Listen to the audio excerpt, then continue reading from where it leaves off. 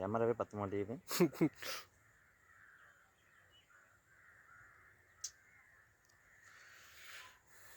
ஆத்தி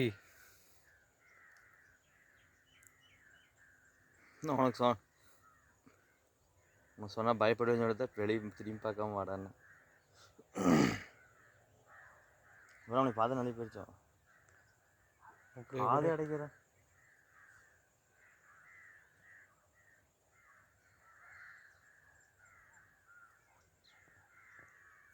ஏதோ தின்று காட்டுக்குது.